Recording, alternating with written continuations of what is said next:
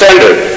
As the children of Hazrat Khalifatul Masih II, as well as the rest of the promised Messiah ﷺ family, attained a very high standard in this respect, and also Hazur was born and brought up under his care, I would humbly request your guidance on this subject from your own experiences.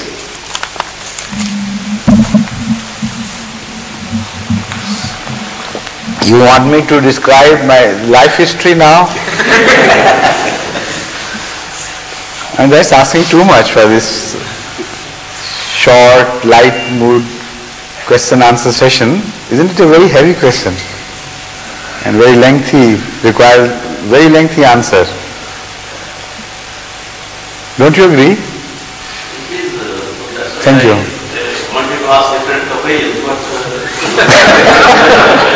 But you have got yourself ensnared. It was you who insisted that I must ask both these questions. They're interconnected. So if I ask the different opinions, if the subject is the same. Yes. So ultimately, you have to ask them together. Is that not right?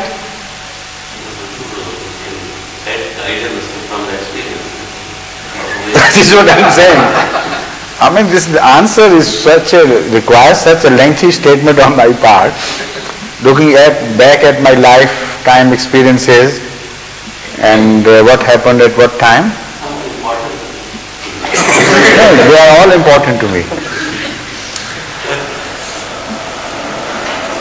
Any other question? Have you got any other question or not?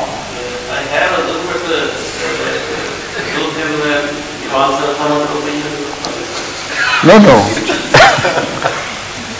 Why don't you remain just stuck to the first part of the question, which is a very simple statement, that the society here is completely alien to the social values which we want to inculcate in our boys and girls.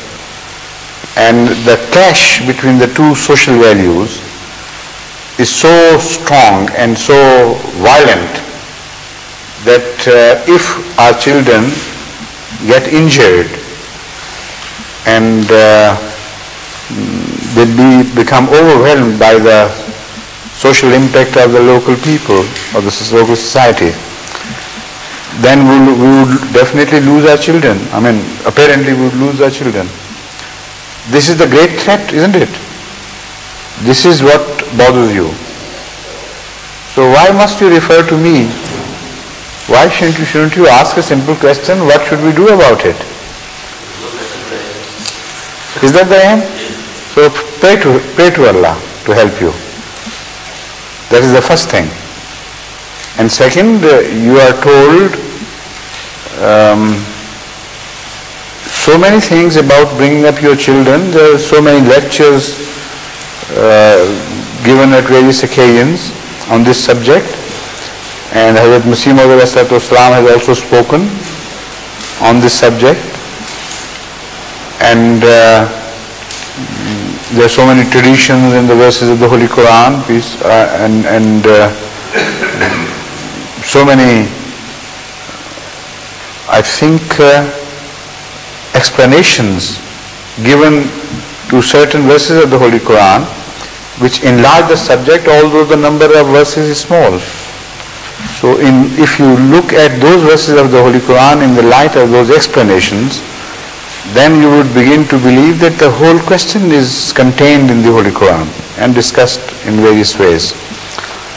So all this is a very vast subject, and my advice to you is to increase your knowledge and try as best as you can to keep your children on the middle of the road.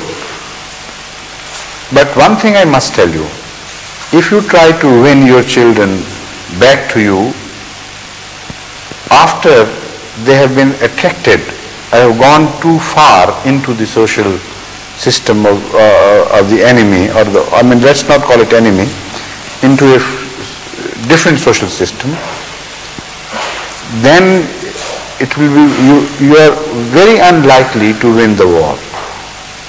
Because once, despite the fact that you did not like it, your children took the step in defiance to you, knowing what you would like, yet defying your wishes, that shows the inner weakness in them. That shows there is some lack in your upbringing which is beginning to tell now. That shows your incapability. So once the children have been attracted by the wrong values, despite your wishes, then it is very difficult for you to win them back by yourself. Then you must look to the organization. You must look for help to the community. And through their help and through other means and measures, as advised to you by the Amir or by the Khudam al-Anbiya Qaz and so on, you try to gain your child back.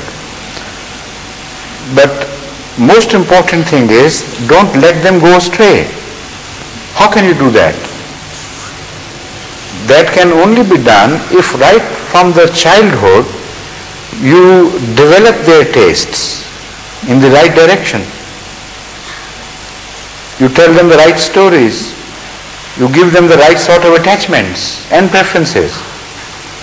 If you do that from the childhood and they develop with those tastes, then the society which is alien to them will be completely powerless, because man is always directed and guided by his own desires and tastes.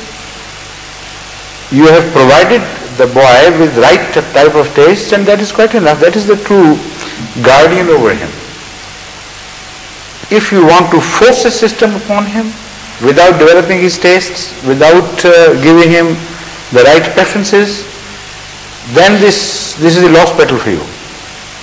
And this is unfortunately what most people do.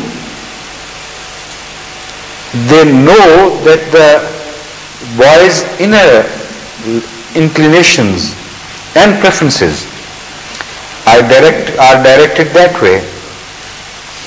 And instead of rectifying them, instead of giving him a better pleasure in the right direction, they force or try to force things upon the boy. If that boy is weak and small and powerless, all they create is this, that apparently he is obeying, yet within him a revolt is created, is unleashed. And that boy begins to hate both his father and the system.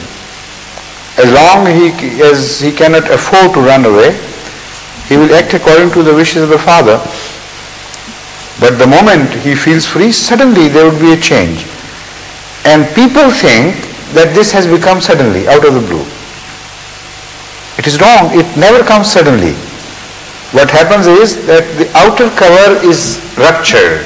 It is broken, and you have suddenly begin to see. The boy was always like that within. Only he was powerless. So it applies to the girls. So something is wrong with your upbringing right from the beginning, which has shaped the destiny of the child. And it is there which is you must be very, very careful. And also, if you are not capable of handling your children by yourself, before the damage is done, turn to your community, turn to such people who can afford to give you time, and take advice from them and help from them. For this purpose, Majlis Atfal al-Ahmadiyya and the Majlis Nasirat and things, they play a very important role. I have noticed that those who do not make use of these organizations and permit their children to defy them and not to care for them, if their children are lost, they are lost generally for good.